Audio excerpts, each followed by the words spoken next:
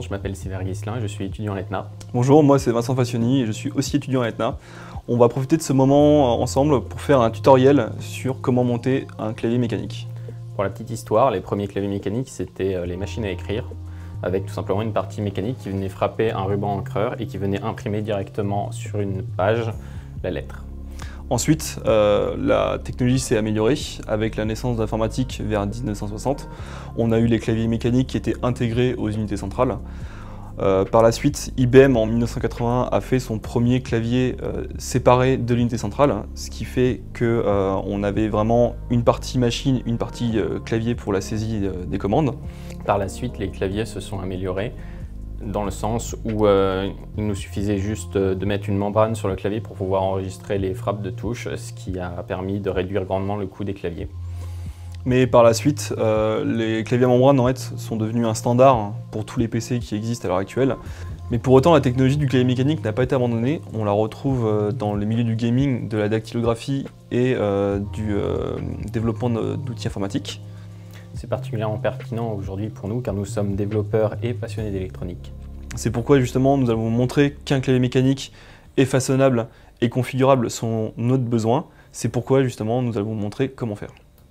Maintenant nous allons vous montrer ce que l'on reçoit quand on fait une commande de pièces pour monter un clavier mécanique. Dans un premier temps, on a une partie importante, ce sont les keycaps, donc les touches qui vont être par-dessus votre switch. Qui vous montrent justement à quel point cela est configurable, parce qu'on peut très bien avoir un clavier avec les touches de direction ou sans les touches de direction avoir une personnalisation avec un shift, un alt comme on a sur un clavier français. Donc ça c'est pour la partie touche. Ensuite, la partie importante, une des parties importantes, ce sont les switches, donc les switches mécaniques qui sont vendus en vrac par sachet. Donc justement c'est cet élément là en fait qui permet d'envoyer le signal sur la carte électronique et qui détecte comme quoi on a eu un contact, donc on a appuyé sur la touche. Évidemment derrière on a la carte. Justement cette carte, la particularité c'est que on a toutes les touches qui sont fixes, donc généralement ça va être les touches de digits de 1 jusqu'à 0 avec les moins et égal. Et ensuite la partie des touches lettres, donc QWERTY jusqu'au crochet, jusqu'ici avec les symboles de virgule, de point et de slash. Donc la partie modulable avec ce clavier, là, ce sera justement au niveau du retour arrière, de la touche échappe, les tabulations keycaps, enfin la touche caps lock, elle sera évidemment fixe. Et pour vous faire une petite histoire, enfin pour vous montrer, on a cette disposition de clavier qui va être celle-là que je vais transposer sur cette touche, enfin sur ce circuit imprimé. Donc on aura bien les touches directionnelles à ce niveau-là, la barre d'espace au milieu, les touches de contrôle, le super évidemment ce sera la touche Windows, un shift, les touches de commande, le retour arrière de l'autre côté et les touches des lettres. Avec ça évidemment on va devoir utiliser aussi des stabilisateurs. Donc les stabilisateurs ils vont servir notamment pour la barre d'espace, parce que justement la barre d'espace va être fixée que sur un switch, donc pour éviter que quand on appuie que la barre bascule à droite et à gauche, on utilise des stabilisateurs qui vont justement faire maintien de part et d'autre de la touche. Évidemment, pour la connectique au niveau du PC, alors on a pris nous des câbles cordon parce que justement c'est assez rigide et ça permet d'éviter d'avoir du câble, du câble qui traîne partout avec ce cordon ressort. On est en connectique mini USB et on a l'habillage. Évidemment pour la finition, on aura, donc là j'ai pris une plaque en plastique noir standard. Ça fera largement le travail pour ce qu'on a besoin. L'avantage c'est que évidemment j'ai déjà testé sur d'autres claviers, cette partie là au lieu de l'acheter on peut très bien la faire avec une imprimante 3D. Donc si derrière vous savez faire un peu de modélisation 3D, il est aisé pour vous justement de réaliser cette plaque. Comme ça, vous pouvez la personnaliser, vous pourrez mettre, si vous voulez, des rangements sur le côté, enfin bref, c'est à vous de voir. Et notamment, on aura l'assemblage qui se finira comme ça. L'autre partie qui est modulable, hein, c'est le clavier de Silver. Hein. C'est que lui, il a pris un autre modèle par rapport à moi. C'est que niveau disposition des touches, là on voit évidemment que on peut avoir une barre d'espace beaucoup plus petite que par rapport à ma version. La touche de retour arrière, là au lieu de prendre 2 places, elle en prend qu'une. Il peut mettre justement une touche en plus sur la partie haute. La touche entrée reste une barre, mais évidemment on a la possibilité de pouvoir la mettre comme la norme ISO, de la mettre grosse là-dessus. Et pour l'habillage, Silver a fait, on va dire, une petite folie. Il a sorti une plaque, au lieu que ce soit évidemment du plastique basique, il a fait du bois. Et le bois, c'est du bois de rosier. Du bois de rosier. Petite différence aussi sur les PCB, il n'y a pas que les touches qui vont être personnalisables suivant un certain layout que vous voulez. Il y en a aussi sur le mien, il y a un éclairage RGB qui est un peu plus fourni. Et la connectique se fait aussi en type C, ce qui est quelque chose qui devient de plus en plus courant et qui sera, je pense, beaucoup plus utilisé. L'avantage, c'est que aussi Silver, pour son clavier, lui va ajouter des LED. Donc LED qui sont évidemment monochromes. Oui. Donc c'est du blanc pour cette partie-là, pour toi. Et justement, on pourra voir que sur un switch, on a 4 trous sur la partie haute qui permet justement de pouvoir insérer la LED. Et si on a un switch, on va dire translucide, ça fait un effet d'éclairage un peu plus poussé par rapport à un switch plein opaque, où là on n'aura vraiment pas de rendu au niveau de la couleur. Donc pour ce tutoriel, on va rester sur ma configuration qui est beaucoup plus standard et facile à monter. Justement, donc, on aura besoin donc, de la plaque électronique, des switches, on aura besoin aussi des stabilisateurs pour la barre d'espace, et ensuite on va prendre ce format de touche pour justement faire le clavier mécanique. Donc, dans un premier temps, on va monter les stabilisateurs qui permettront justement comme son nom l'indique, de stabiliser la touche Shift, la touche Espace, cette deuxième touche Shift, la touche Entrée et la touche Backspace.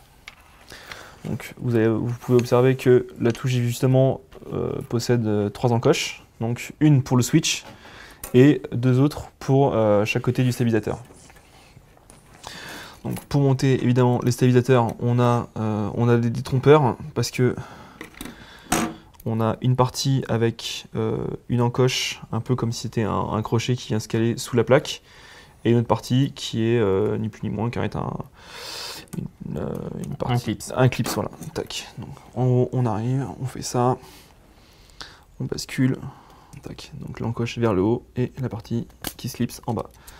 Et là, on a justement notre barre qui va pouvoir justement bouger en fonction du switch. Tac. Donc on a dit qu'on avait la touche Shift qui était normalement là, celle qui est là. Je vais faire celle-là parce qu'elle est plus simple. Hop. On a la grosse partie en bas. Tac.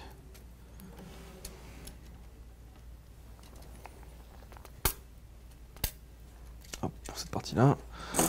Ensuite, on a celle-là et on a la touche, on a celle-là qui est ici. Tiens, on est là-dessus.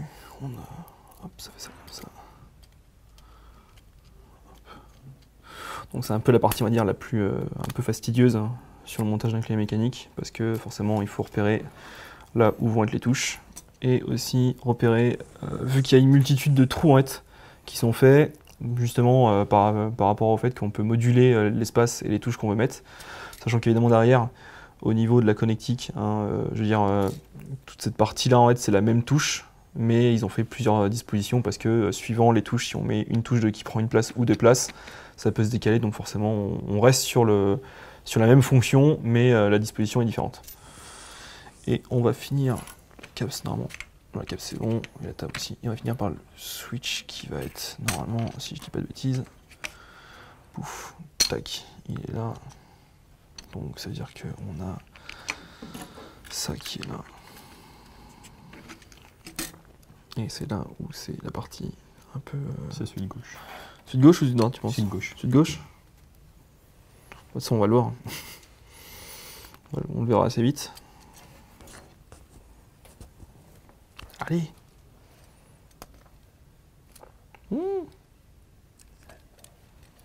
Grave. Ok, c'est bon. Faut pas hésiter à forcer un peu. Voilà, c'est bon, tac. Avec une touche. Donc on a mis en place les stabilisateurs. Tac. Et maintenant, on va passer au montage des switches. Alors un switch, c'est simple. On a les deux languettes de contact. On a le gros détrompeur au milieu et on a ensuite des petits picots sur les côtés. Et ça se monte de la manière suivante. Donc on laisse toujours les 4 trous qui sont sur le switch qui justement laissent le passage au LED parce que vous avez deux petits contacts ici. Si on regarde derrière, là normalement vous allez voir que c'est à chaque fois un emplacement pour les LED lumineuses que Silver lui il a sur son clavier et que moi j'ai pas pris parce que je n'ai pas besoin forcément d'avoir de LED.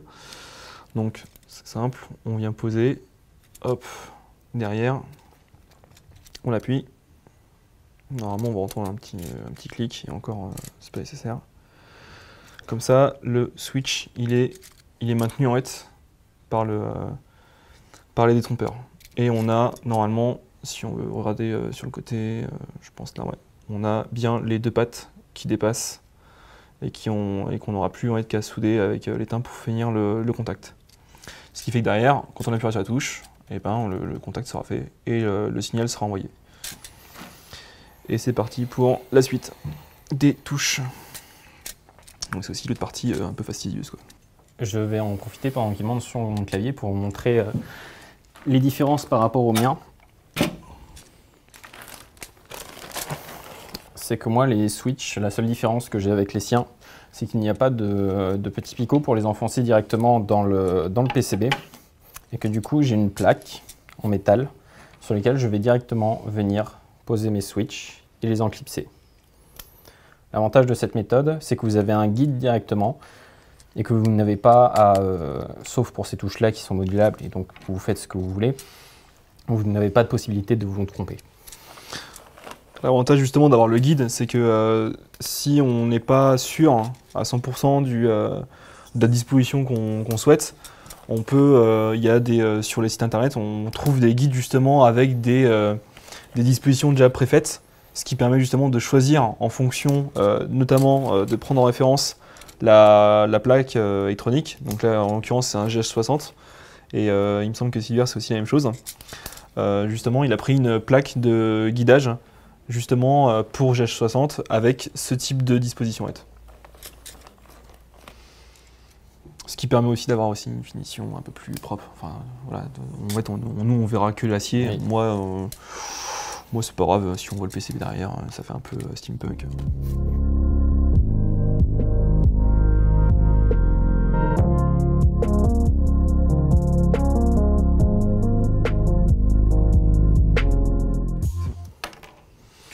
Alors justement, ouais, aussi on va dire un tips, c'est que quand vous commandez les pièces, pensez aussi des fois à en prendre un petit peu plus, même si ce ne sont pas des Cherry MX, qui on va dire est la marque de référence en termes de switch. Là pour le coup ce sont des Gateron. On n'est pas à l'abri que justement il y ait un défaut de fabrication sur un des switches. Donc ça peut arriver que là, quand je vais justement tout finaliser, qu'on ait un switch ou deux qui peut-être ne répondent pas. Alors ça m'est pour l'instant jamais arrivé, mais n'hésitez pas à en prendre un, enfin peut-être 4 ou 5 de plus. Mais généralement, quand vous prenez un sachet, là on a à peu près on a à peu près 80 touches. Il y a 60 touches sur le clavier. Il y a 60 touches sur le clavier. Et généralement dans le sac, ils nous en mettent 70 ou 75 pour être sûr que au cas où on ait un ou deux switches qui lâchent. pour des raisons diverses. Au moins on en a un en rabat pour justement faire le remplacement.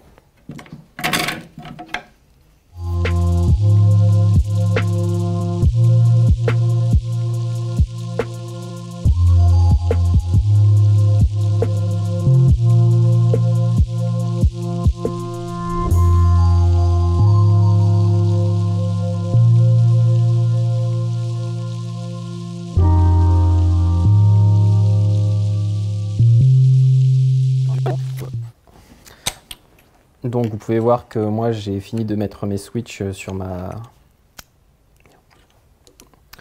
plaque en métal afin de pouvoir les guider pour les mettre directement sur le PCB. Mais avant, je vais mettre mes stabilisateurs pour la barre d'espace, la barre d'entrée et les autres touches qui en ont besoin, par exemple Shift en l'occurrence et la touche de retour. Donc pour ça c'est simple. Il y a des petites encoches et un clip en dessous. Le clip vient dans le plus petit des deux trous. On positionne. Et on enfonce les clips. Le stabilisateur est mis. On fait un petit test pour voir si la disposition est bonne. Et là, vous pouvez voir que ça rentre bien. Le switch sur la barre d'espace sera bien appuyé et les stabilisateurs sont là. Il n'y a plus qu'à recommencer pour les deux touches Shift, la touche entrée et la touche de backspace.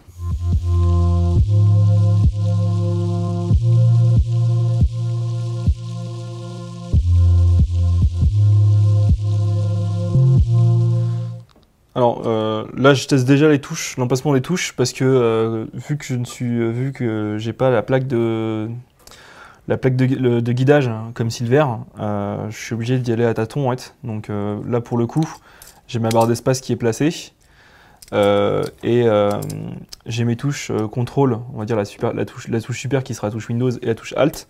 Sauf que là en plaçant on va dire de manière instinctive, je vois bien que ma touche Alt ne correspond pas justement à l'emplacement de là où, de mon switch. Et vu qu'on a un multi-trou, enfin on a plusieurs trous pour la même fonction, là je suis obligé justement de redécaler ce switch. Ce qui fait que voilà, pour cette partie-là, on est obligé d'y aller un peu à tâtons. Ce qui fait que normalement, si je fais ça, et là, pouf, parfaitement, j'ai aucune gêne avec toutes mes touches.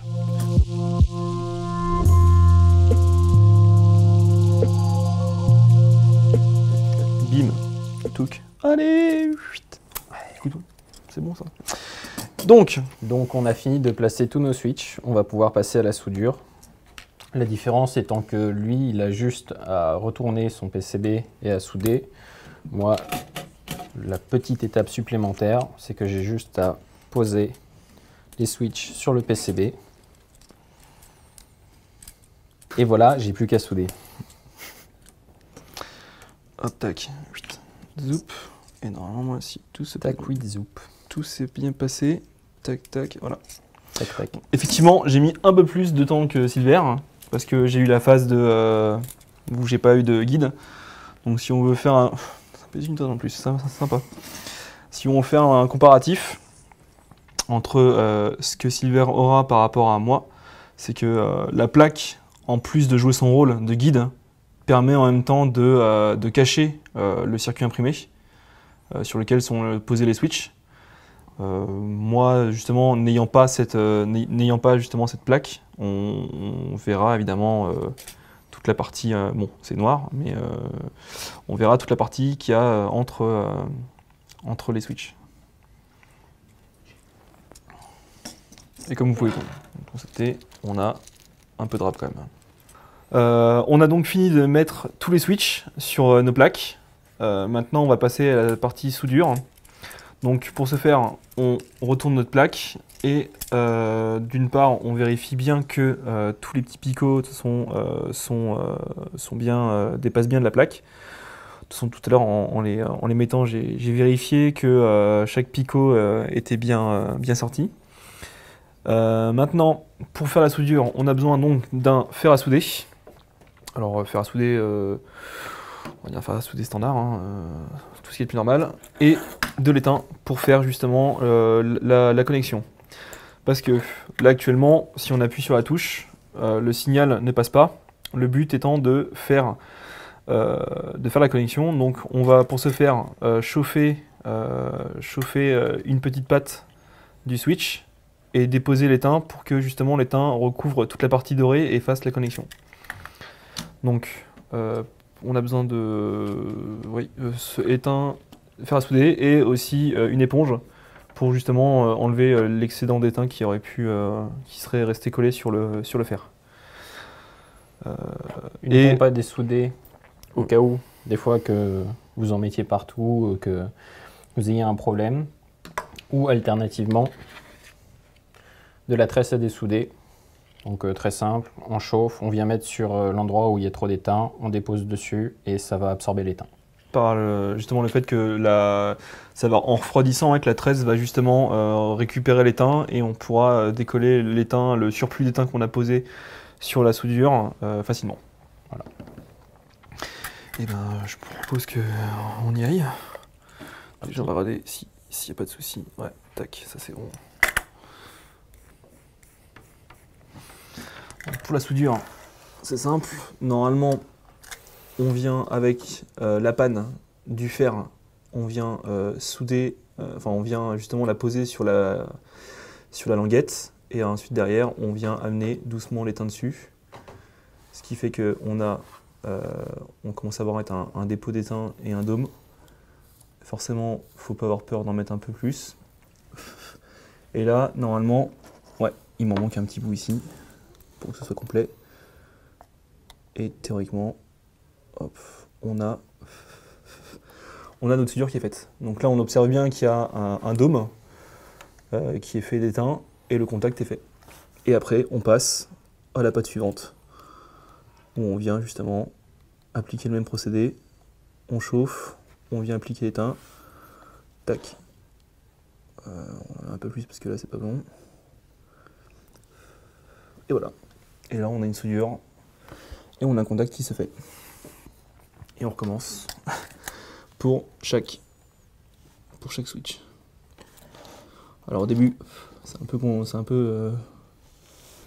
peu fastidieux, mais après, dès que le coup de main il est là, ça ira beaucoup plus vite. Donc petit conseil que je vous donne. Posez votre fer à souder sur la pâte pendant 1 seconde, le temps que ça chauffe un petit peu. Posez votre étain sur le fer à souder. Vous avez plus qu'à le retirer et la connexion est faite. Vous attendez que ça refroidisse un petit peu. Vous vérifiez que l'intégralité de votre pâte est bien recouverte d'étain. Là par exemple il m'en manque un petit peu. J'aime bien en mettre un peu plus que pas assez, parce que revenir dessus après, ça peut être parfois un peu embêtant. Voilà. Donc l'étain contient toujours un petit peu de graisse, donc vous inquiétez pas si vous voyez un peu de fumée ou des petites billes qui volent. Qui partent, ouais. C'est normal. Juste faites attention que votre surface est adaptée à la soudure. Donc là par exemple on est sur une table en bois, c'est très bien. Mais évitez de vous mettre sur un matériau on va dire synthétique comme du néoprène ou quelque chose comme ça. Ça pourrait fondre, voire prendre feu, donc faites bien attention.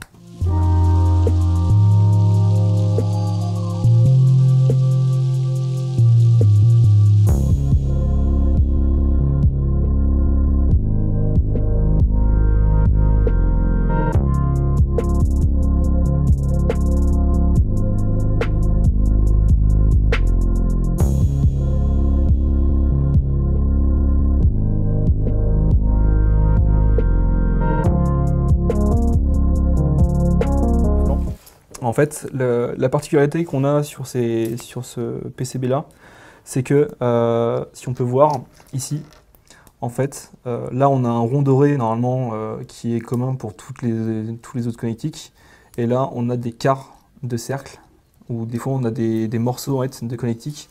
Il y en a un ici, et il y en a, il me semble, un autre qui doit être par là, voilà, on a un petit bout qui est à moitié mangé. Donc on va dire que c'est les 2-3 petites soudures qui vont être un petit peu, plus cossues à faire. Mais dans l'absolu, voilà, on n'est pas à l'abri que on ait des fois juste un petit bout. Enfin, si vous voyez ce côté-là, moi sur un autre clavier, en fait, j'ai justement eu ce type de connectique à faire où en gros la connectique est assurée par la languette qui est ici en fait, qu'on doit peut-être voir, je pense voir, c'est ce bout-là. Et honnêtement, souder comme ça, c'est assez chaud, mais c'est faisable. Faut juste prendre un peu plus son temps. Donc, voilà. Après, si tu veux enchaîner sur ta partie, Silver, pendant que moi je finis de souder. Qu'est-ce que j'ai à te dire là-dessus? Oui, si. Une fois que vous avez terminé votre soudure, une bonne pratique que je vous encourage à faire mais qui n'est pas nécessaire, c'est que vous avez plein de graisse qui s'est déposée un petit peu partout en petites billes sur votre clavier. Si vous avez envie de le nettoyer un petit peu, la meilleure solution ce serait de prendre de l'alcool à 90 sur un chiffon type sopalin, pas quelque chose en tissu, vraiment un sopalin, et de le passer dessus. L'alcool à 90 ça va dissoudre juste la graisse de contact qui est mélangée avec l'étain. Et pourquoi un sopalin et pas un tissu? Parce que ça fait plein de petits picots partout et vous risquez d'endommager votre tissu ou même d'endommager votre contact et votre PCB, alors qu'avec un sopalin, ça va juste arracher des petits morceaux de sopalin que vous retirez après. Et voilà.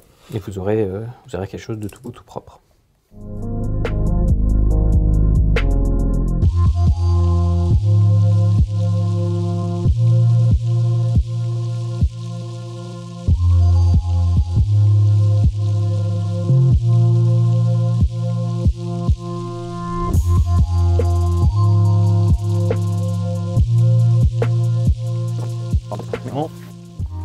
Alors, après avoir justement passé la phase de soudure, donc toutes les connectiques ont été faites. C'est assez fastidieux comme travail. On va maintenant passer à la deuxième phase, c'est-à-dire que vérifier que toutes les soudures ont bien été réalisées. Donc pour ce faire, on va prendre un PC portable, tac, vas-y, et on va brancher le clavier et tester les touches. T'as un éditeur et tout, ça c'est bon. Donc là, c'est juste le configurateur de touches sous Linux. On branche. Nos claviers ont des lumières dessus, donc on peut voir déjà qu'il est bien alimenté, que tout fonctionne. Et après, afin de tester, là, on a le layout du clavier. On l'a mis en anglais, parce que notre clavier sera en anglais. Donc on a juste à passer sur les touches. Donc on voit bien que toutes les touches fonctionnent.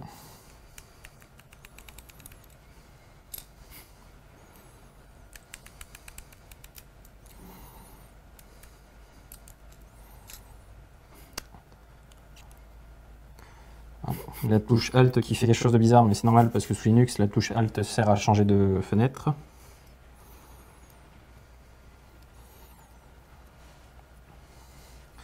Hop, et la rangée du haut. Toutes les touches sont bien présentes. Juste... Tac. Menu qui n'apparaît pas parce que c'est la touche de clic droit, et donc c'est pas enregistré par cet éditeur, mais sinon tout a l'air de fonctionner. Hop. Et pour ma part,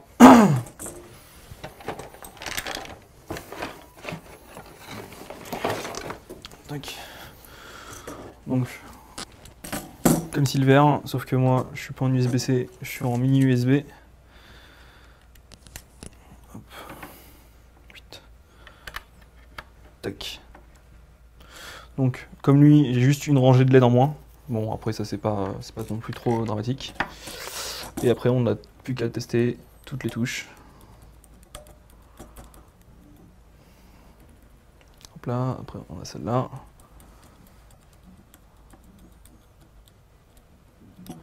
Hop. La touche entrée, là, effectivement. Hop, là, c'est la touche delete. Là, évidemment, moi, j'ai les flèches qui sont mises de base sur mon PCB.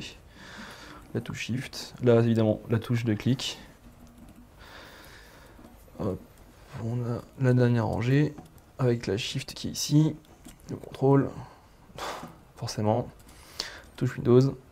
Et barre d'espace. Donc, les soudures sont fonctionnelles. parce qu'elles font évidemment, elles remplissent leur rôle.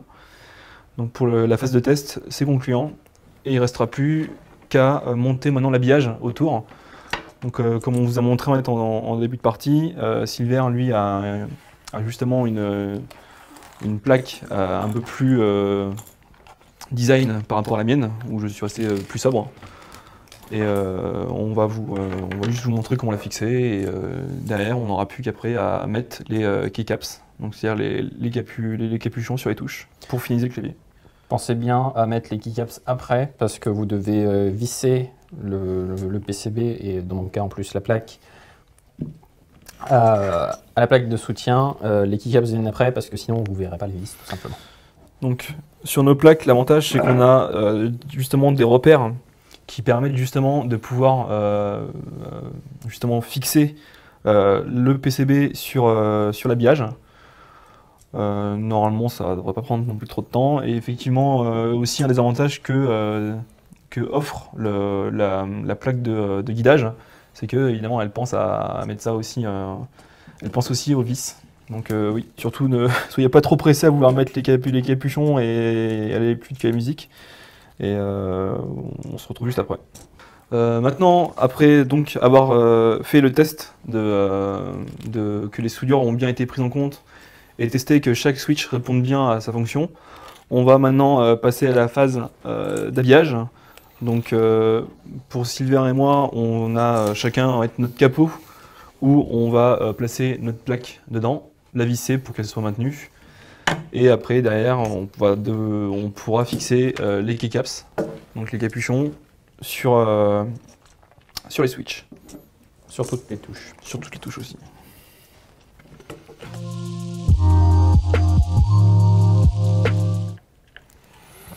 Évidemment, ce qu'on peut aussi faire, si après on veut customiser un peu la fixation, c'est que on peut un peu desserrer justement les vis pour bien pouvoir caler au niveau des trouettes, parce que justement la plaque elle a un peu de jeu pour que justement elle puisse être ajustée aux besoins. Par la suite, quand la fixation, enfin quand le maintien est bon, on peut par en dessous la plaque rajouter soit de la gomme ou du caoutchouc pour justement un peu surélever la plaque. Ce qui fait que derrière, ça limitera justement les vibrations quand on tapera à mettre sur le clavier. De toute façon, on vous montrera tout à l'heure comment ça se passe. Mais c'est, on va dire, un ajustement qui peut être fait. En fait. C'est pas prévu de base, mais vous pouvez très bien faire ça vous de votre côté pour prévoir ce désagrément. En fait.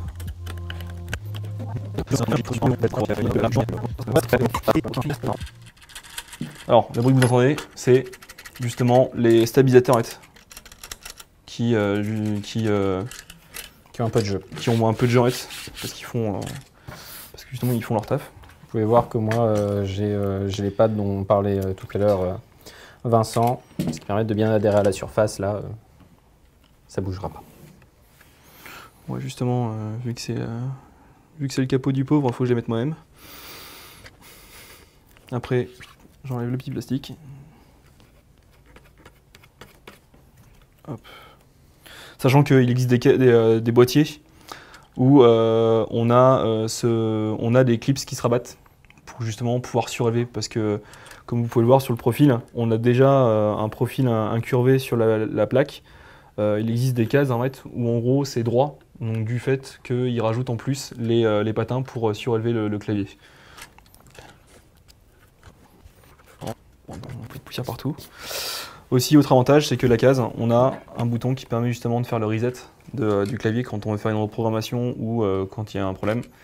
Moi, j'ai accès direct dessus, sauf que Sylvain, lui, c'est différent. Moi, par contre, c'est une unité qui est un petit peu plus récente, il me semble. Et donc, du coup, il n'y a plus de bouton. C'est une combinaison de touches qui est programmée toujours par défaut sur le clavier et qui viendra vous mettre dans la position de reset. Et maintenant, après avoir fixé justement la plaque à la case, on va passer aux touches qu'il faudra placer sur les switches, suivant nos dispositions qu'on a fait. Alors pour mettre une touche, rien de plus simple, vous avez une empreinte, une croix, le switch, ça la met empreinte, vous positionnez la touche sur le switch, vous appuyez et c'est fait, c'est fixé. L'avantage c'est que justement les touches, comme vous pouvez voir avec Silver, c'est que on a déjà un profil de touche qui est différent, notamment de base. Silver, lui, il a des touches assez hautes, et moi j'ai des profils un peu plus bas, ce qui fait que... Alors attendez, je vais essayer de voir si je peux pas faire un truc comme ça. Hop, vous avez deux hauteurs de touche. Donc au niveau des claviers, on a les profils hauts, les profils médiums, et après on a encore des profils plus bas qui sont vraiment proches d'un clavier de PC portable. Ça joue aussi sur le confort de frappe, notamment sur ce genre de clavier. Ce qui se fait, c'est que on part en fait quand Silver aura mis, je pense, toutes ses touches, il y aura un effet de vague qui fait que au niveau des touches les plus loin, elles seront plus hautes pour que ce soit plus simple de taper dessus, et plus les touches bas aussi. Et celles du milieu, elles auront quasiment pas de dénivelé, enfin pas de courbure, parce que elles sont juste en dessous des droites. Petit tips que je vous donne, commencez par les 4 touches aux 4 extrémités. C'est ce que je viens de faire. Ça me l'air plutôt correct, sauf que celle en bas à droite, donc le contrôle en bas à droite, il vient buter un petit peu sur ma case. Donc je vais en profiter pour desserrer un petit peu mes vis, bouger toute ma plaque sur la gauche, vérifier que toutes les autres touches tiennent bien, et je pourrai revisser après, et voilà, tout sera.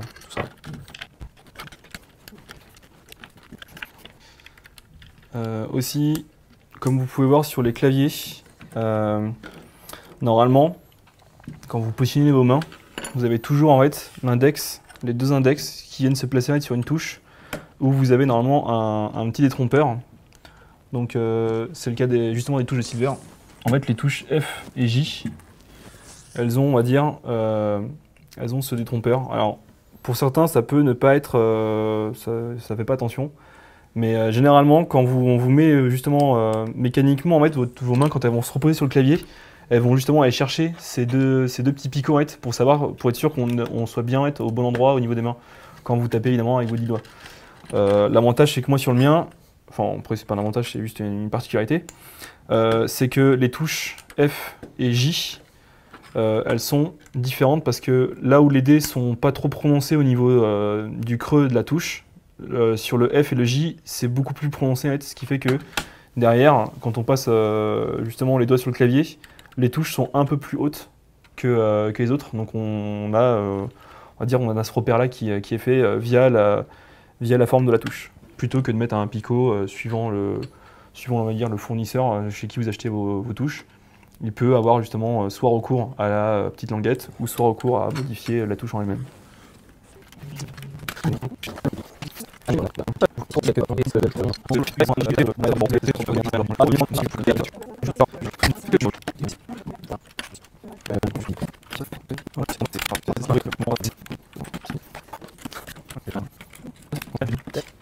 On a fini de monter les keycaps sur les switches.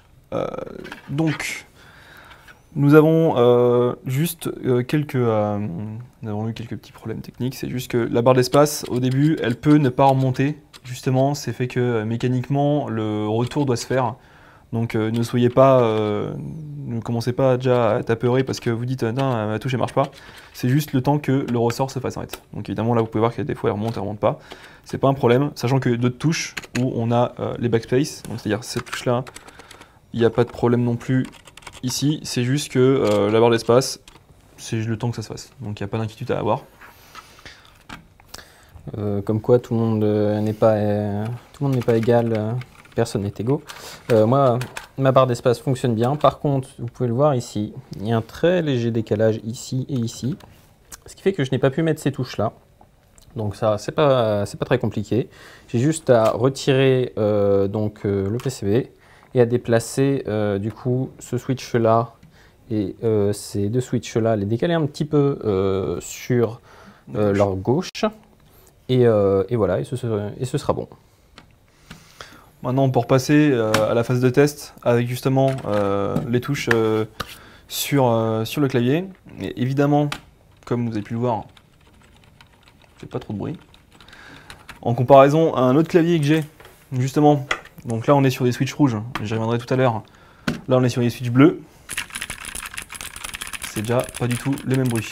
Donc évidemment, ça pour chez soi tout seul, ça va. Dans un open space, vos collègues, je pense qu'ils risquent de pas trop vous aimer. C'est justement pour ça en fait que, si vous regardez bien, on a une différence de taille. C'est que sur ma main gauche, en haut, vous avez un 60%. En bas, vous avez un 70%, à peu près. 80. Ouais, 80%. Ouais. Donc en bas, on a un 80% et en haut, on a un 60%. On peut bien voir ici la différence de layout. Donc lui avec les touches fléchées et moi avec contrôle et le clic droit. En fait, le même principe qu'il y a ici. Donc on a fini. On va maintenant passer à la phase de test finale.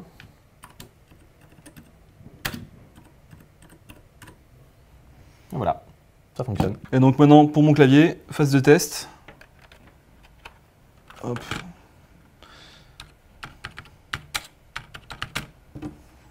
Tout fonctionne bien.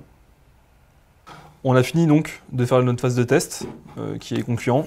On a mis une heure environ pour monter notre clavier. Question recherche, ça a pris quand même pas mal de temps. Regardez beaucoup de tutoriels. Les différentes dispositions de clavier. Tout à l'heure, avec Vincent, on avait vu par exemple la grosse touche d'entrée. C'est un layout spécial qui n'est utilisé qu'en Europe. Ça s'appelle le layout ISO. Et nous, on utilise donc le deuxième layout qui est le standard américain, qui est le ANSI, avec une petite, avec une plus petite barre d'entrée. Vous avez différents sites sur lesquels vous pouvez vous fournir, en commençant par Amazon. Si vous voulez moins cher, vous avez des sites qui font des expéditions directes de Chine, sur lesquels vous pouvez faire vos emplettes.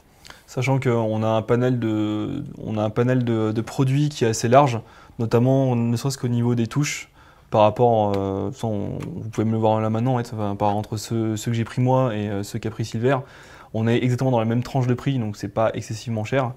Derrière ça, on a aussi l'avantage de pouvoir choisir ses switches. Alors les switches, il en existe, on va dire 6 différents, on va dire en majeure partie.